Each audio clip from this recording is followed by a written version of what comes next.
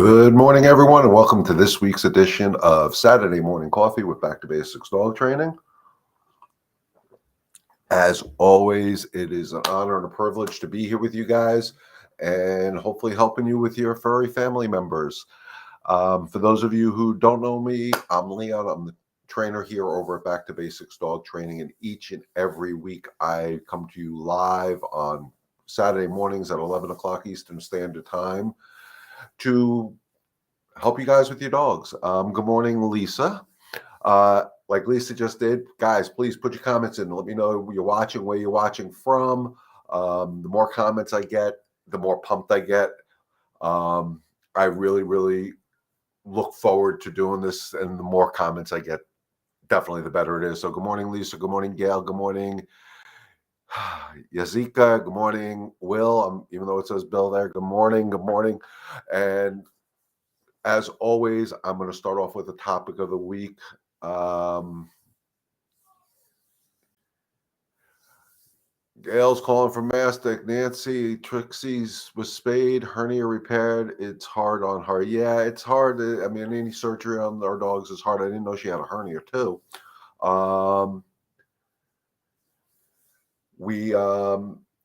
Our thoughts and prayers are with her. Let me know when we're ready to go on our journey of training together. Just, the big thing I could say, guys, is when our dogs go through these procedures, as much as we want to baby them and smother them and make everything better, please keep in mind, yes, help them out, guide them, put them on the journey. Don't over baby the dogs when they're going through these procedures. You have to really, really, really, and it's hard, think like another dog. Another dog's not going to be like, oh my God, you just had surgery, you poor baby. They're not going to have those emotions. We did the spay and the hernia surgery for her benefit, so it's a good thing. Hello, Cheryl. Sherry, sorry. Wow, I'm bad today. So, Will, I'm glad you put that in the comments. Had a big reset on myself last night. Ace and I are heading in the right direction. And that was going to be my topic of the week. I had the privilege of working with Will and Ace. Ace is a 12, going to be 13-week-old German Shepherd puppy. And one of the things I think I neglect to say, good morning, Judy, Hal, and the pups, is when we're going on this journey of training with our dogs and we start seeing success quickly. That's the goal, of course. And I'm going to use Ace as the example. Ace was 10 weeks old, 8 weeks old. Good morning, Phyllis.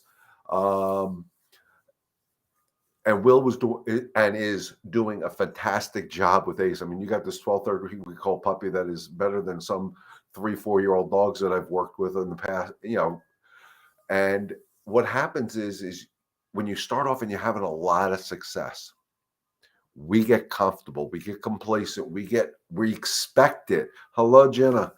And Al, I don't know if he's watching. When we start having that confidence, oh, look at this, Ace is doing really good. He's listening, he's coming, he's doing this, he's walking good on a leash. And we start getting that confidence that everything is going good. And then they backstep a little bit. And that's hard because, whoa, what happened? You were doing so good. And then you start going through that why question that I can't stand. Why are you doing this? You were doing so good. You were doing all this. And then the frustration happens quickly, guys, because we get used to a better behavior. And then when they don't do it, we get frustrated. And when we get frustrated, our dogs will take advantage of that weaker energy. And it's so important to understand whenever we're going into this journey of learning that we go on with our dogs in our lives, in school, in our starting a new job, whatever it is, or you're training somebody on a new job, or you're raising your kids, we're going to have these things where they start off really good, and then all of a sudden they have a backstep.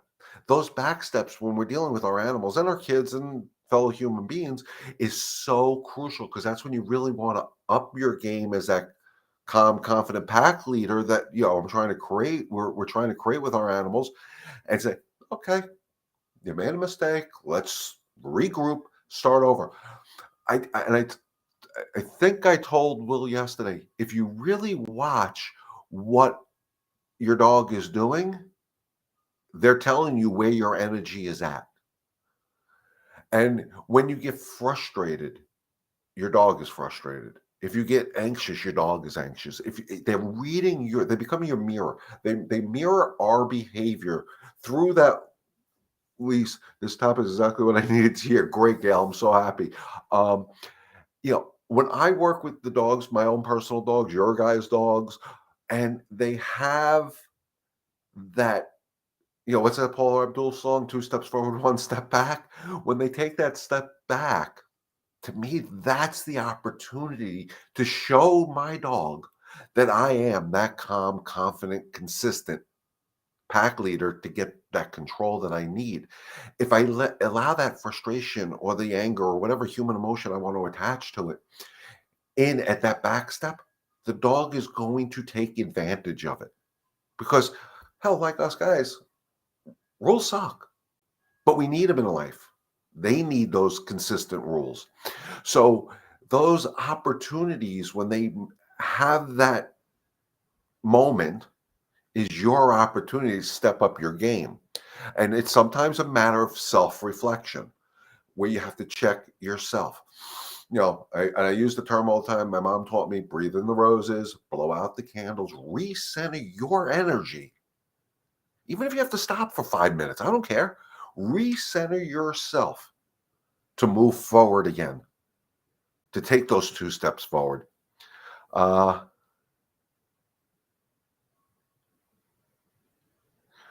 Oh, Ventina, congratulations. Ventina finally got a furry family member yesterday. He is on punishment already. We'll talk. Um,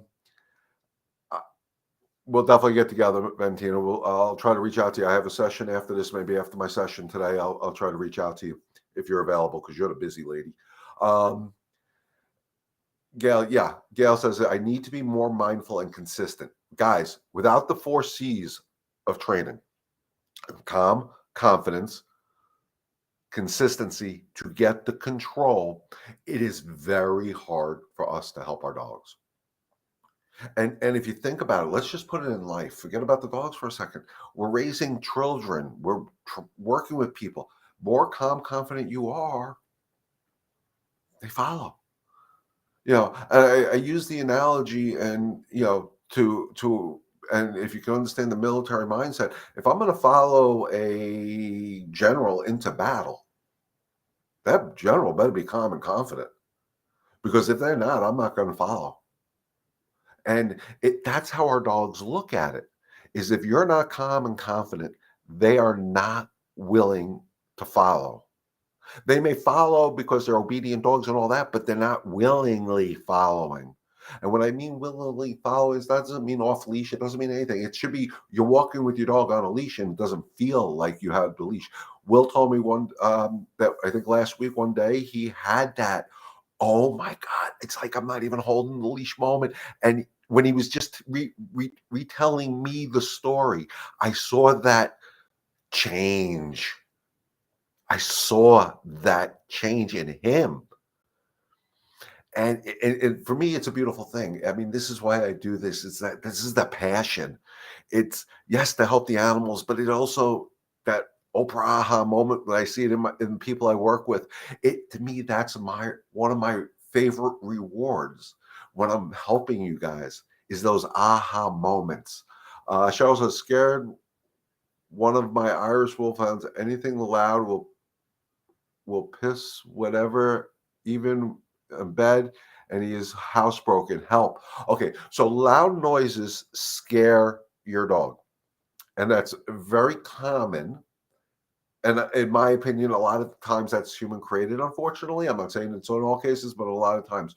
So what I would suggest doing is download some of the sounds that your dog is afraid of.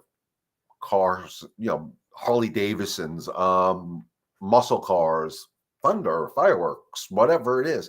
Download them on your phones, your tablets, or whatever. Get a portable speaker. Keep your dog on a leash, not on the bed, and start playing the sounds when and only when you are in that right state of mind, because you're not going to hurt your dog. You have to believe in the process, and start playing the sounds at a very, very low volume, enough for the dog to hear, but not, you know. And then when they're good and they're not, what's that noise? What's that noise? What's that noise? When you see that switch and they go, what's that noise? Okay, nothing bad's happened. Good, praise, treat with a reward, whatever it may be, whatever you want to do. High value treats. And when I say high value, guys, I'm not talking about milk bones. I'm talking about boiled up chicken, low sodium hot dogs, cheese, something really good. Make it worth their time. We're trying to change a behavior. We want them to be rewarded for that excellent behavior. And then after you repeat at level one a bunch of times, and all of a sudden you turn on volume one and you don't get a reaction, yes, go up to level two and start the process again slowly and work to build up the volume. So the dog will realize that nothing bad happens because they hear this sound. The dog's minds get locked. Oh my God, I heard the sound. I don't know what to do. We have to guide them through that insecurity. It's no different than when a child's afraid of the dark. You work them through that insecurity, or the boogeyman under the bed. You work them through it. You don't force it on them. Like, I would never take a dog that's afraid of sounds, put this thing on and crank the volume on my phone way up. I would never do it in a million years, because that will just send them into complete shutdown. And remember, guys, when we deal with any insecurity, be it noises, anything that makes them insecure, you have to take the time. Do not put a time limit on it. We did this yesterday, Will, and I know I have another couple questions here, so I will definitely get to these questions. So I will talk about what happened with Will yesterday. It was a great, great example of how you let a dog go through a process and let them figure it out on their own. As a matter of fact, I'm going to get to that. So, Gail, I will definitely get to your questions in a second. So yesterday I was working with Will, and Ace had an unwanted behavior. He was trying to chew the leash out of Will's hand, doing all this type of stuff. So I made a touch correction. He wasn't understanding what I was doing on the neck, so I kind of touched him in the hip area, and I caught him totally off guard. Totally off guard. And he was like, whoa, what was that? And then he went through a process. He stayed in this one corner, I don't know, 5-10 minutes. Like, okay, I don't know what to do with this. This is different. And we left the leash on the floor, because I don't remove the object, because that's the temptation. And it took him about 5-10 minutes. And finally he came out. And when he came out, I praised him. 15 minutes. I waited for him to come out. And we ignored the behavior. We ignored him sitting there saying, I'm not sure of this. I'm not sure of this. Because that's what was going through his mind. He's been able to bite the leash. Theoretically, I know Will didn't like it. Will tried to disagree with him, but the correction wasn't working. So I came up with another thing. And like I said, guys, I work a lot of instincts. I just do what I feel is right at that moment. And Ace was unsure of my correction. He didn't understand. He kind of knew what he was doing was wrong, but he wasn't sure, because it was such a weird sensation to him that he had to go through a process. He had to go through the process. And I kept saying, ignore him, ignore him, ignore him. Because the normal reaction when we see our dog is we want to hold him and hug him and kiss him. But that's reinforcing that unsure state of mind, and we never want to do that. And eventually, 15 minutes later, Ace came out. Good boy. And the best thing is he, after his initial, like, he heard my voice and he wasn't sure if he should come out. He heard my voice, he wasn't sure if he could come out. He actually came over to me. Like, did I do good? And he was a happy-go-lucky goofball. His personality wasn't shattered. His demeanor wasn't shattered. But the leash was still on the floor, and he ignored it. And that's what we were trying to get to. And Will says, we had a similar interaction with my shoe this morning, and the same results. Much better and a quicker resolve. Absolutely. You will see when we do these, what words am I looking for? When we do these reconditioning exercises, I don't even know if that sounds good. Each one of their tantrums, the shutting down, the leash temper tantrum, are less and less in time, because as long as we stay consistent with it and our energy is consistent and we're calm when we're doing this, they say, oh, okay, that's what okay, I made a mistake, but they're not mad at me. They're not angry, and they move forward. So I hope that makes sense, guys.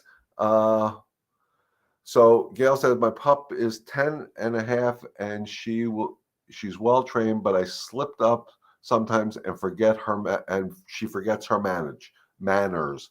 I need help with my dog aggression. Okay, so Gail, my question to you would be, first of all, we know when we slip up, we're gonna have some backtrack, and that's okay. Regroup it, move forward. Don't worry about mistakes we make because we can't fix the mistakes we made yesterday. We can only work on them, move forward today. My question is when you're saying dog on dog aggression, is it on leash or is it off leash and there's still a problem? Because those are two totally different behavioral issues. Dogs being leash reactive doesn't necessarily mean they're aggressive. They're acting aggressive, but doesn't mean they necessarily are. But if they're actually off leash and creating a fight, that's totally a different scenario, and that we'd have to talk a lot more about. Good morning, Jackie. On and off leash. Okay, so again, most of the times when dogs are showing me any type of aggression, and I do that purposely with the quotes, is it's part of an insecurity pattern. Dogs are social animals. Dogs do not think like we do. Dogs are more social than we are. They don't wake up in the morning and say, I'm going to see another dog and I'm going to fight. Um, they're reacting on something that happened. Aggression is an outcome of an issue that just wasn't addressed properly in the past. So what I would do is, again, from experience, most of it's based on insecurity, and it could be that they were happy-go-lucky, goofy. Humans saw the reaction on the leash or off leash and freaked out, and now created the excitement to be. So there's a lot of things that could be creating the issues. And Jackie, I will get to your question in a second. So what I do is one, I would work with the dog first, always on a leash in a safe environment. And the other thing I would suggest to do to anybody who has a dog that they think might bite another dog or bite a human or whatever is definitely muzzle condition your dog. And the muzzle is not for your dog, it's for you. So your energy changes. Because if you think your dog is going to bite, your energy is different. You're on guard. You're nervous. You're worried about it. Oh my God, my dog might bite this other dog. Oh my God, whatever. It's just a horrible, horrible combination. So I always suggest muzzle conditioning. Personally, and Will, I don't know if we talked about it, but Valentino, since you're here and you just got a new puppy, I believe we should muzzle condition our own puppies from puppyhood, even though there's no reason to. One, if they have a problem at a vet or a groomer, the vet or the groomer may scare the living crap out of the dog with a muzzle. So I'd rather the dog understand the muzzle is actually a good thing, and you can do that part of basic obedience training. So it's not a bad idea. Yes, we did discuss, and I would suggest Baskerville muzzles. Now, caveat with muzzles is it fits the dog. It has to be the right size. When they're little this big, you don't want to buy a muzzle. So I'd say wait to 6 months to 8 months, but you condition your dog for a muzzle. I would definitely muzzle condition so the human can relax a little bit, because once the muzzle's on the dog, your energy is going to change because now you don't have to worry about a bite.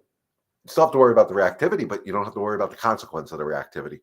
And the other thing I would do is start one, mastering the walk. Everything has to be based on calm. It's always about calm. And then if you have a friend or a relative or a trainer with a balanced dog, have that dog somewhere there. So then you start walking, you look for the little warning signs, start making corrections. You got to teach.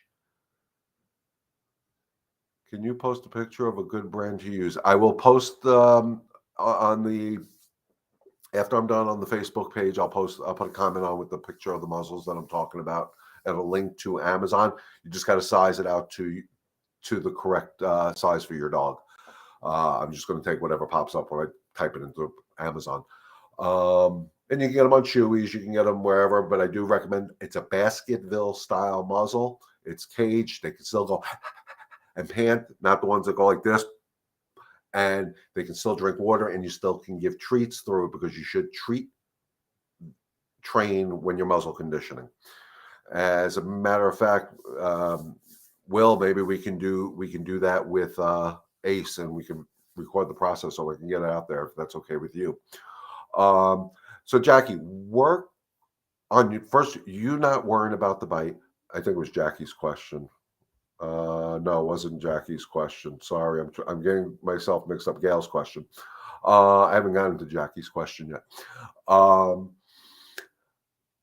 If you start working on one, everything being calm, even if you go and walk in your backyard and it's just based on calm, that's fine. Then slowly bring it to the outside world. If you have a friend or a relative with a balanced dog, or like I said, a trainer that can bring a balanced dog with them, start at a distance. Start at a distance, guys. Separation is good. And every time we see another dog, we have to go back to zero calm before we move forward.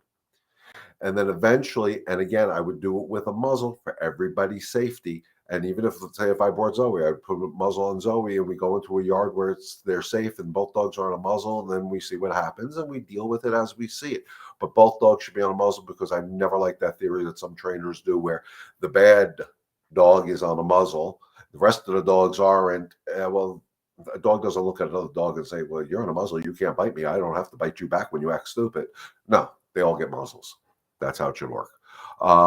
So I hope that answered your question, but the confidence you need to have when you're dealing with a reactive dog is that much higher, and the calmness has to be that much higher, because what we're going to do is rewire their brain, and if you're anything but calm, it's going to be hard to rewire their brain. So Jackie says, I have a barker. She needs to go out at 5:30 a.m. Neighbors are complaining, which I don't blame them. How do I prevent her barking? Walk her in the yard. Absolutely, that's one way to do it. And sorry if this is a silly. No questions are silly, guys. I'm an old school person. The only silly question is the one we don't ask. So what I would do if I had a dog that barked every time it went into the yard is that tells me the yard is representing an excited thing. So one thing I would always say to do during the day, not at 5:30 in the morning, is work on threshold management at the door that goes out to the backyard. And you have to do it with a leash on. Make sure when she goes out through that door into the yard, she walks out that door like a lady. If she's bolted out at 7,000 miles an hour, she's too excited and everything's going to stimulate her and she's going to bark. That's what dogs do. The other thing I would do is take back control of your backyard. Right now, the backyard is representing her playground. And when we start representing the backyard as a playground, they're going to bark. Like kids in a playground, what do? They scream. So you're going to use your leash and you're going to walk her with structure in the yard. She starts barking. You disagree every time she barks in the yard. And again, guys, I never use the word no for barking. No to me is final. You're never ever allowed to do it again. So I change it up a little bit. Enough. You bark, enough. With my leash correction, enough. And because I want them to bark, I don't want to discourage barking, because barking is their way of warning us. And if that crackhead's checking out the neighborhood, I want them to hear a dog bark so they go to the neighbor's home and not bother mine.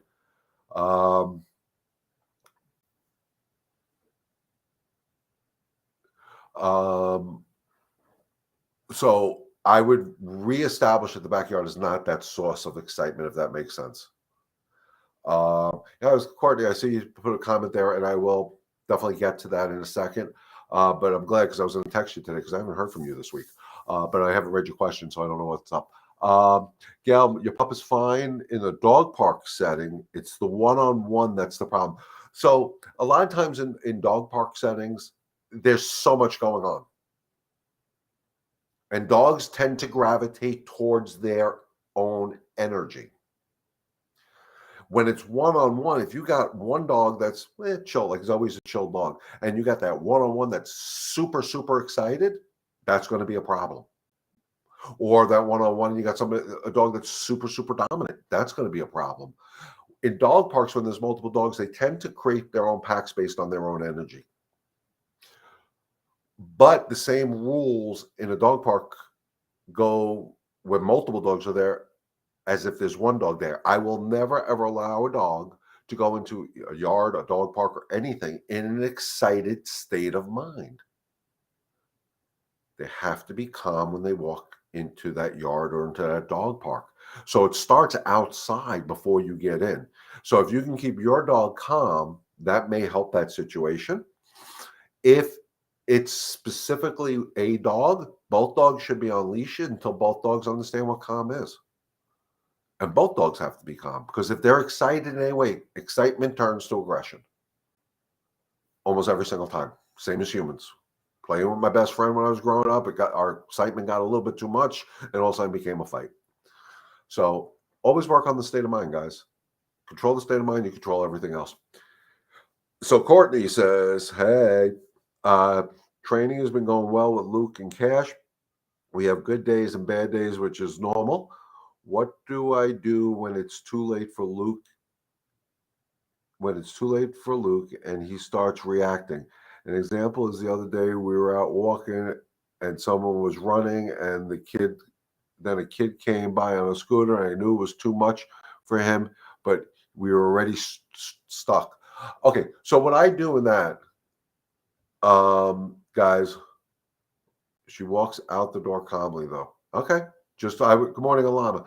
Just Jackie, just start doing more leash and take it away. The backyard represents calm, and that's the only thing. Any other state of mind, we're going to disagree with. So what I would do at that point, Courtney, is if I was out there and this happened, I know you walk on the sidewalk. I would take him away from the sidewalk. I'd walk on the grass, go 10, 15 feet away from what stimulated them, settle them down there. Once they're calm, go back to the sidewalk. And I would try to communicate to the kid on the scooter or whatever, hey, can you do that again? Hey, ride by again. I'm trying to train my dog not to react to this, but it's okay at that point just to take it away so you can regroup. Because what happens is once the explosion happens, we get angry, we get frustrated. We're, oh my God, what do I do? And our energy is just so off. So if we back off 10, 15 feet from the situation, take the deep breath, center yourself, get your dog back to that state of mind you want, and then go back to where the unwanted behavior happened. And again, if you can communicate with that person on the scooter, ask them to do that a bunch of times. I did that with a dog that was really, really reactive to bicycles and walking the dog. It wanted to kill this kid on this bicycle. I don't know what the hell was going on in its head. I think what happened was it was a herding breed dog, and it got overcorrected for its excitement, but with the wrong energy. And it decided it didn't like any bicycle because every time the bicycle went by, that energy sucked. I'm going to kill every bicycle. That's what I honestly think happened. So what we did is I was walking, somebody on a bicycle came by, dog went ballistic, regrouped myself because it actually caught me a little off guard. Talked to the person on the bicycle and asked them, hey, can I borrow you for 15, 20 minutes?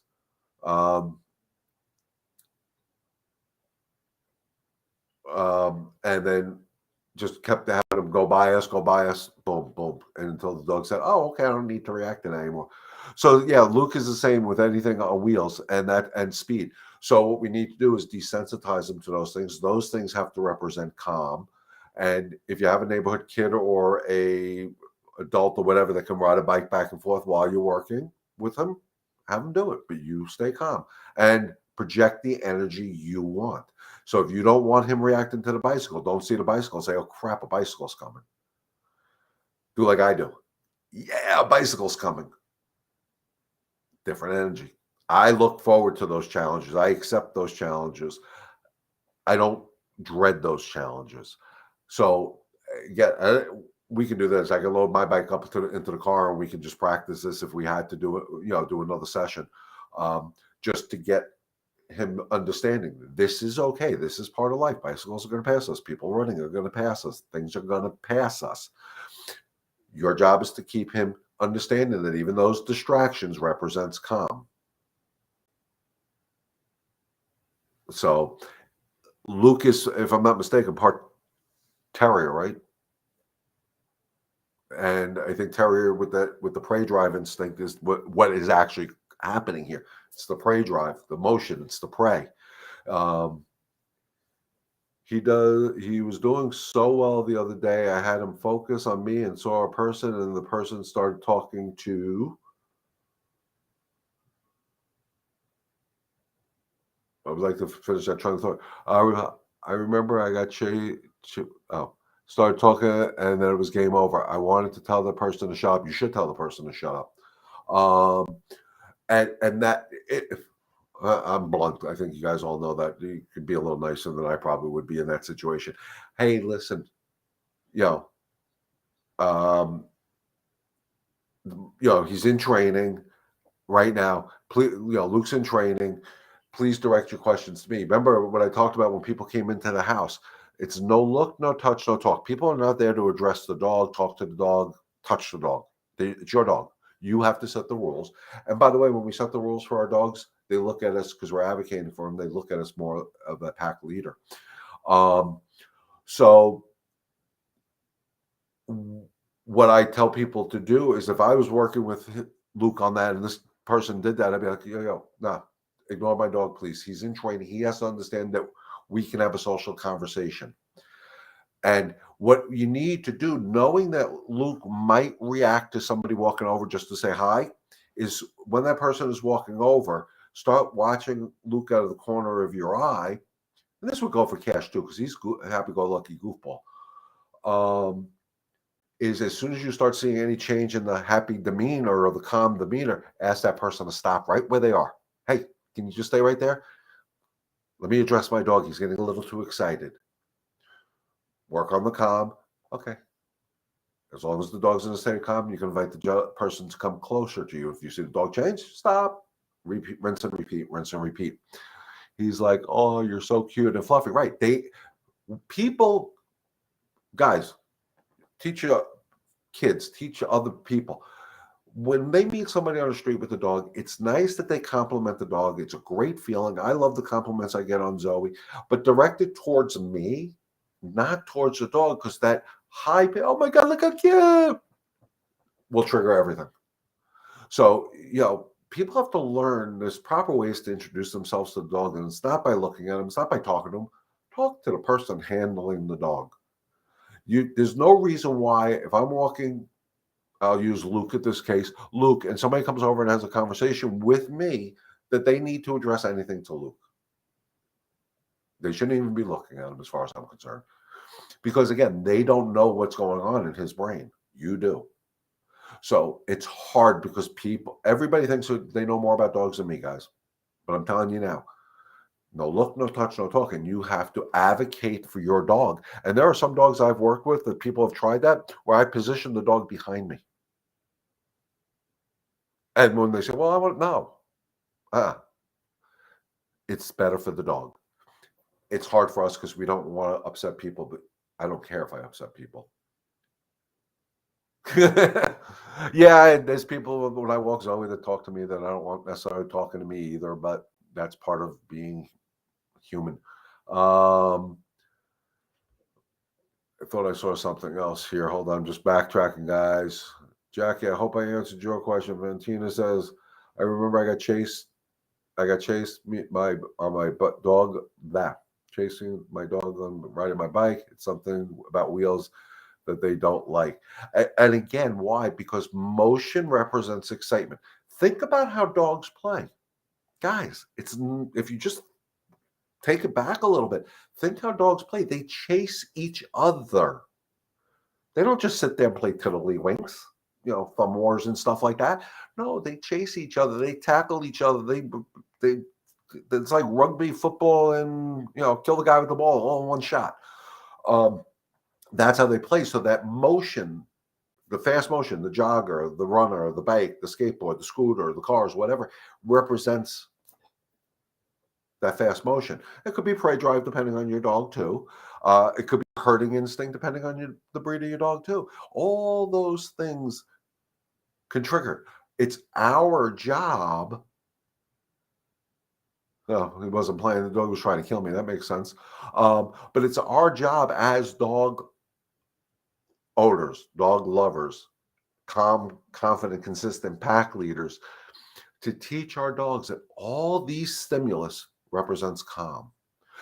I had the conversation, we're going to work with his kids coming up soon. And what I say to him, I don't want the kids to change. They can run around. That's what kids do. What we need to do is teach Ace that the kids running around represents calm, not make the kids be calm because of Ace. That's not fair. That's changing our lifestyles for our dogs. No, we need to teach them how to coexist in what we have in our environment. So it all can be done, guys. The older it is, though, sometimes the harder it is to correct, but it does work if you stay calm, confident, and consistent. Nancy says, it's hard sometimes. I made progress prior to surgery. I was making progress prior to surgery with having Trixie sit and wait when one of her doggy friends came out on the street towards us. The owner tried getting the dog to sit but gave up. Their dog is trained. No, they're not. Um, but it makes it difficult with your dog. But I noticed when someone without a dog talked to me, she was beginning to lay down and wait calmly. Beautiful. That's a home run. That's phenomenal because that was something she couldn't do. And you need to remember this after she heals up from her surgery. You got to remember that feeling you had because that's going to help her. And that's going to help her when, great, we passed a huge hurdle. She can react calmly around people. Now we got to teach her how to react calmly around calm dogs to eventually teach her how to work calmly around excitable dogs. And as far as this, their dog is trained. It's not. Yeah, definitely do it. I recommended Jackie. And again, guys, remember I do this Tuesday evenings at 8 o'clock Eastern time too. So you can pipe in any time. Give me updates when we do these things. I let me know that the information I'm providing to you has helped you.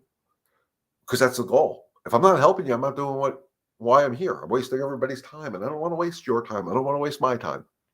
The object is for you to understand more of what your dog is saying to you, understand the psychology of what dogs really, truly have going on, and how truly intelligent our dogs are. But it starts with us. And the best tool, I had a conversation with a vet this week. My best tool in my training bag is here. I'm not either. What? You're not? You're not calm confident? We'll talk. Thank you. Will said, I don't know if do you guys see the comments when people type them? Because I don't know. I don't see that end of it. Will, thank you. I don't pretend to be a people whisperer or dog whisperer. I just the dogs have taught me so much in my life. And you said that to me too yesterday. Oh, wow. Everybody's blowing up here. Yes, we do see the comments. Okay. It is so true. The best tool I have in my tool bag that I carry with me when I go into customers' homes is me. My energy is my tool. Yes, I use slip leashes. Yes, I use other tools, but my best tool is me. This is probably not going to come out right, but Ace gave me the best compliment yesterday. I walked in, he tried jumping on me. I made a correction. He realized my energy was that alpha energy, and he peed in front of me. And it was the best compliment I can get from a dog. That's the mission. Judy, we're not seeing the comments. How come some people do, some people don't? That's weird. You may have to slide or click on something to see comments, guys. I remember going on somebody else's Facebook Live. This was done when she came to live with us. The first month she's here almost a year. Yeah. And, guys, and I've said this before on this platform, it doesn't matter what happened a year ago. Somebody taught the dog I don't want to be. Think about what I do. I go into people's homes. Dogs are anywhere from 10 weeks old to 10 years old. Doesn't matter what people did yesterday to me. We're going to move the dogs forward. And the beauty is, if we use the 4 C's, the calm, confidence, consistency to get the control, your dog will follow you. Will follow you. Every human being that owns a dog should have that beautiful feeling of that off-leash experience with a dog, because that means your dog is truly following you. You need a leash. There's leash laws. I'm not saying don't use your leashes, but you want that off-leash experience. Will had it the other day with Ace for that period of time where, after a correction, then all of a sudden it was just there. And I'm telling you guys, just the look of pride in Will's face was priceless. She was only walked in the yard for the first month. Oh, okay. Yeah. You know what? And there's nothing wrong with backtracking to create. I tell you guys all the time, Zoe's going to be 10 years old this month. And I still reinforce things I worked with her when she was a puppy. I reinforce. I did here in the yard. It's probably about 100 yards from one end of the courtyard to the other. She had to sit, stay while I walked to the other side. Um, and then I called her and released her. And when I turned around, I didn't do like a lot of people do, stay, stay, stay, stay, stay. No, I told her to sit. I don't use stay with her. I imply stay. I turned around and I just walked. And then I released her. And that's something I haven't worked with her in a long, long, long time. But it's reinforcing it. And if she made a mistake, oh well, she made a mistake. It's my fault. I haven't reinforced. I guess I waited too long to reinforce it. I believe in repeating that stuff. People say, well, when the dog was a puppy, I walked it every day and it was doing real good. Now it's 2 years later, I haven't walked it since. Well, that's not the dog's fault if it doesn't know what to do now. You got to regroup. Good things is like anything, if you start the foundation and you build that strong, strong foundation, it's kind of hard to break it.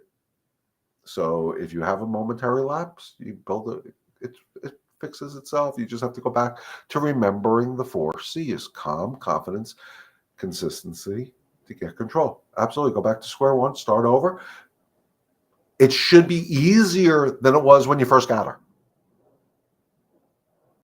It should be easier because she already has that beautiful foundation you established. That's the beauty of it. Take your time, do it. Don't get frustrated with the process. Guys, when they do test us, which is what I started today with, when they do that test and, we walked really good on a leash for a month and everything is going really, really good. And then a month and a day later, the dog's acting like an idiot. Don't get frustrated. Don't ask yourself that dumb question, why? Look at it as an opportunity to reinforce it, become calmer. Okay, you made a mistake. Let me guide you through this. Your dog is testing you, same way our kids test us. We raise our kids, we get them going on a certain path, then they get teenagers and they test us. Preteens test us. But if you already established that beautiful foundation and you stay calm and you stay consistent, because that's 24/7, they get it. They're going to test you. And if you fail that test, they're not going to look at you as that calm, confident pack leader they want. Anything is easier than the beginning. It will be. You'll see. Just trust yourself and trust her. It's a two-way street, guys. That's why it's so important for the confidence. You're confident in yourself, she'll trust you. If you trust her, she'll trust you even more. And that's how it works. Like I say, it's not about this, guys. It's about this. Everything is based on calm. Our energy is the most important communication tool we have with our dogs, and it works. For the people that I've had the privilege of working in their homes, they see it happen. They see it. Yesterday when I was at Will's, Ace was licking me, made one mistake once and opened his mouth, put my thumb in it. I went, nope. And he was like, oh, okay. But didn't try the nonsense I saw that he was doing with his family because he understood just from my energy. I'm not going to tolerate this. So they don't even try it. So it just takes time, but the end result is so worth it. To have that happy, balanced dog. Matter of fact, I'm moving out of the way. I am 100% committed to bring your dog back to balance. That's what it's about, guys. And you can't get balance without my 4 C's: calm, confidence, consistency to get control. So, guys, we're at the magic 45-minute mark. I do got to get ready for another session, but of course, if there's more questions, I'll be happy to answer them. And remember, if you're watching this later on in the replay, or if you think about a question after we sign off here, you can always reach out to me. We're going to put that information up here for a few seconds, if I can find the right screen here, because sometimes I don't know what the hell I'm doing. This is definitely my new phone number on here. It's 803-415-6970. That is a dedicated line for Back to Basics dog training. This phone number still works. That's my private phone, still my business phone because it's my business. So you can reach out to me in either manner. I will be happy to help you. You can text me, email me at info@Back2Basics Dog Training, or like it says above me, Leon at Back to Basics Dog Training. Either one of those emails work. If you have any questions afterwards. If you're watching later on the replay, again, as always, put your comments in. Let me know you're watching. Does me good. Thanks. Have a great weekend. Tuesday night, yes, 8 p.m. Eastern Standard Time, guys. And Tuesday nights, I love it when I get the interaction because by 8 o'clock, I'm starting to wind down. I start getting this interaction, and it just brings me up. I mean, I hope it comes across to you guys. This is my passion. This is my life. I enjoy this. I really want to help you guys. So with that being said, I'm going to wrap it up for the week. You guys are always, always great. Thank you for inviting me into your home each and every Saturday morning and Tuesday evenings now. It's truly an honor and a privilege to bring this platform to you and help you guys with your furry family members. As always, stay healthy, stay safe, God bless, and remember, together, we can help one dog and one family at a time. Enjoy the rest of your weekend, guys. We'll see you Tuesday night.